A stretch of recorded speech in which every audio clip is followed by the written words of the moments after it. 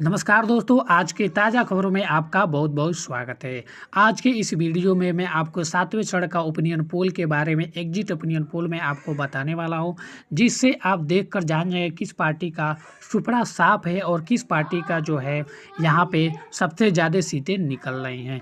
जिस पार्टी का भी ज़्यादा सीटें निकलेंगी, प्रधानमंत्री का दबदबा उस पार्टी का बना रहेगा। इस वीडियो में 7वें चरण का जो ओपिनियन ताज़ा सर्वे किया गया है उसको आप जान पाएंगे कि किस पार्टी का पलड़ा भारी हो चुका है।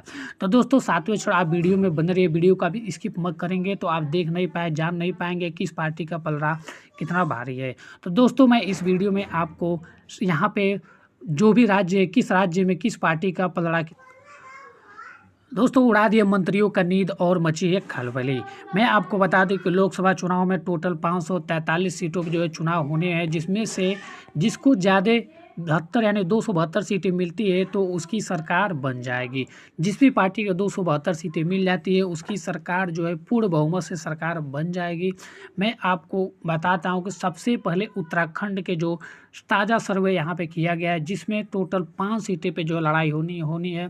दोस्तों 5 सीटों में आपको यहाँ पे बीजेपी की 2 सीटें जबकि कांग्रेस को 3 सीटें मिलेंगी, जिससे दोस्तों आप वहां पे देख सकते हैं कांग्रेस का जो है पलड़ा भारी दिखाई दे रहा है, जबकि बीजेपी को 2 सीटें और कांग्रेस की 3 सीटें और अदर पार्टियों को कोई भी यहाँ पे सीट न निकलने की संभावना है। क्योंकि दोस्तों यहाँ पे उत्तराखंड में जो है दोस्तों यहाँ पे कांग्रेस अपना बनाया हुआ है, इसलिए वहाँ पे जो है 3 सीटें निकल सकती है और जबकि बीजेपी का 2 सीटें। हम लोग बात कर लेते हैं मेघालय की, मेघालय राज्य की। तो मेघालय राज्य में 2 सीटों पे जो है यहाँ पे लड़ाई होनी है। तो दोस्तों उसमें से एक बीजेपी को तथा एक कांग्रेस को यहाँ पे सीटें मिलेंगी, जबकि दोस्तों यहाँ पे मेघालय में दोनों पार्टियों का जो है अपना जो है बराबरी का टक्कर चल रहा है। जबकि लोकसभा चुनाव है, पूरे जो है 543 सीटों पे चुनाव होना है। तो यहाँ पे 543 सीटों में जो तो यहाँ पर 2 सीटें जो मेघालय के हैं तो उसमें एक बीजेपी को और एक कांग्रेस को मिल सकती हैं। दोस्तों हम लोग बात कर लेते हैं दूसरे राज्य यानी जम्मू कश्मीर में। मैं आपको बता दूं कि इतिहास गवाह है कि अभी तक जम्मू कश्मीर में कभी चुनाव नहीं हुए हैं लोकसभा के।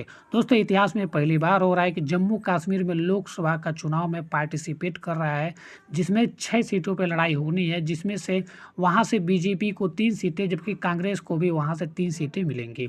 जबकि दोस्तों इस राज्य में जम्मू कश्मीर में एक ऐसा राज्य है जहाँ पे आज तक कभी चुनाव हुआ ही नहीं लोकसभा का। तो दोस्तों यहाँ पे पार्टिसिपेट ये पहली बार कर रहा है, तो जबकि 6 सीटें में यहाँ पे 3 सीटें बीजेपी को और 3 सीटें कांग्रेस को ही निकलने की संभावना है। तो दोस्तों ऐसे में जम्मू कश्मीर में बीजेपी और कांग्रेस का पलड़ा सेम टू सेम दिखाई दे रहा है। हम लोग देख लेते हैं दिल्ली की। दिल्ली के आपको पता होगा दिल्ली के आम आदमी पार्टी यानी अरविंद केजरीवाल का जो है वहाँ पे अरविंद केजरीवाल का सरकार रही है। जबकि यहाँ पे कुछ दिनों पहले अरविंद केजरीवाल भी यहाँ पे ईडी जो संस्था है उनको वो गिरफ्तार कर लेते, फिर भी वो जो है रिहाई यहाँ पे आ गए हैं, जबकि वो बेल नहीं कराए हैं, इसलिए यहाँ पे आ गए हैं पार्टी का प्रचार प्रसार करने के लिए। तो मैं आपको बता दूं कि यहाँ पे दिल्ली में टोटल 7 सीटों पर लड़ाई होनी है, जिसमें से 7 सीटों में टोटल 2 सीटें बीजेपी को जबकि 5 सीटें कांग्रेस को, क्योंकि जो है कांग्रेस और आम आदमी पार्टी जो है एक गठबंधन में चल रहे थे। यहाँ पे दोस्तों यहाँ पे कांग्रेस को वहाँ पे 5 सीटें निकलेंगी जबकि बीजेपी को मात्र 2 सीटें। क्योंकि दोस्तों 2 सीटें निकलने के भी यहाँ पे रीज़न है, क्योंकि यहाँ पे अरविंद केजरीवाल यानी आम आदमी पार्टी की सरकार है और यहाँ पे 2 दशकों से 2 बार से वहाँ पर रह रही है सरकार, इसलिए दोस्तों वहाँ पे बीजेपी का दबदबा बहुत ही कम है। हम बात कर लेते हैं हरियाणा राज्य की। हरियाणा राज्य एक ऐसा राज्य है जहाँ पे बहुत सारे पहलवान निकल कर आते हैं। तो दोस्तों यहाँ पे हरियाणा में जो 10 सीटों पे लड़ाई होनी है, जबकि यहाँ पे हरियाणा में 5 सीटें बीजेपी को मिलेंगी जबकि 5 सीटें कांग्रेस को मिलने वाली है। तो दोस्तों यहाँ पे जो है यहाँ पे हरियाणा में भी कोई भी यहाँ पे किसी का भी कोई पलड़ा भारी नहीं, सेम टू सेम दिखाई दे रहा है सभी का। तो हरियाणा राज्य में जो है यहाँ पे बीजेपी और कांग्रेस की चुनाव में इतने सीटें हैं। अब बात करें छत्तीसगढ़ के। छत्तीसगढ़ में जो बीजेपी का दबदबा नहीं है जबकि कांग्रेस का वहाँ पे दबदबा है, क्योंकि कांग्रेस वहाँ से 7 सीटें निकाल रही है जबकि बीजेपी मात्र 4 सीटें ही निकाल रही है।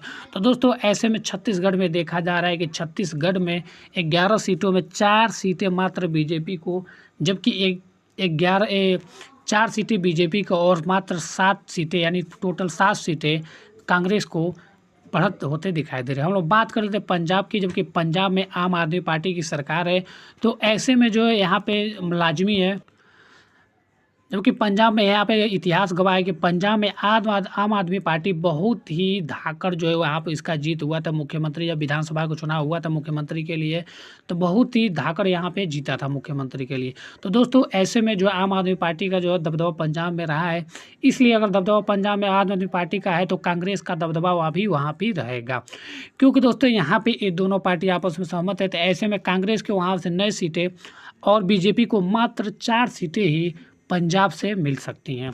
हम लोग बात करते हैं झारखंड की। झारखंड में टोटल 14 सीटों पर चुनाव होने, तो दोस्तों यहाँ पे 14 सीटों पर चुनाव होने का बीजेपी को मात्र 5 सीटें, जबकि कांग्रेस को 9 सीटें मिलने की संभावना है। 9 सीटों पे बढ़त है। तो ऐसे में दोस्तों आप देख सकते हैं कि सभी राज्यों में हम देख रहे हैं कि सभी राज्य जो भी अभी देखे हैं, हम आपको बता दूं कि कांग्रेस में हर राज्य में बढ़त दिखाई दे रहा है। तो ऐसे में दोस्तों सरकार किसकी बन सकती है, आप कमेंट बॉक्स में बता सकते हैं।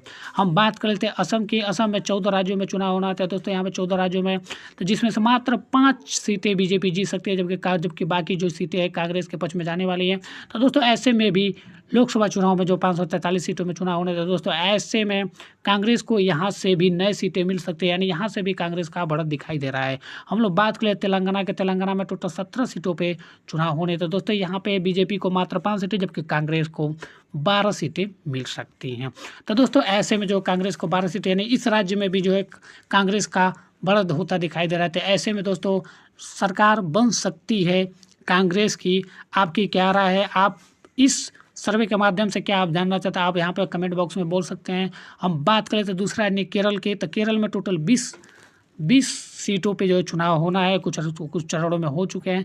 केरल में जो है बीजेपी का सुपड़ा साफ दिखाई दे रहा है, वहाँ से बीजेपी को कोई भी सीट नहीं मिलने वाला, जबकि कांग्रेस को वहाँ से 16 के 16 सीटें वहाँ पे मिलेंगी, जबकि अदर जो पार्टियाँ होंगी उनको भी 4 सीटें आपस में बढ़ जाएंगी।